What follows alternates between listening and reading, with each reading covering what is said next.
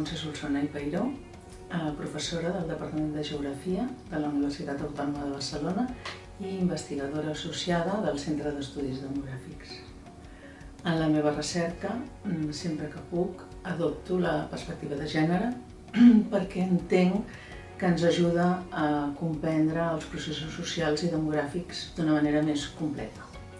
Les línies de recerca a les que m'he dedicat són les biografies familiars i laborals de les dones, la transmissió acadèmica i no acadèmica del coneixement demogràfic des d'una perspectiva de gènere, l'estudi del divorci tant des dels factors determinants d'aquest esdeveniment com de les conseqüències i també diferents aspectes de la salut sexual i dels drets reproductius de les dones, com per exemple l'avortament, la mortalitat materna, l'accés als mitjans anticonceptius, etc. En aquests moments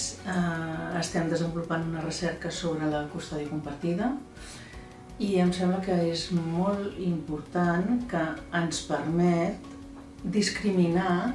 entre el que són percepcions o el que són creences de la població i el que són pràctiques socials. En aquest cas, per exemple, la custòdia compartida és una opció després del divorci que té molt bona premsa perquè es creu que ja hem arribat a la igualtat, a la distribució de les tasques de cura entre els pares i les mares i després quan fem la recerca veiem que això encara no és així, ni molt menys, que estem bastant lluny. Per tant, la recerca és útil no només per discriminar i per comprendre com realment funcionem i quines opcions en la pràctica prenem, sinó també per informar polítiques públiques que estiguin d'acord amb la realitat social. Vol dir que, per exemple, en el cas de la custòdia compartida, no seria bo en aquests moments optar per una llei que donés la custòdia compartida per defecte en el moment de la ruptura i que s'hagués de lluitar per altres opcions, sinó que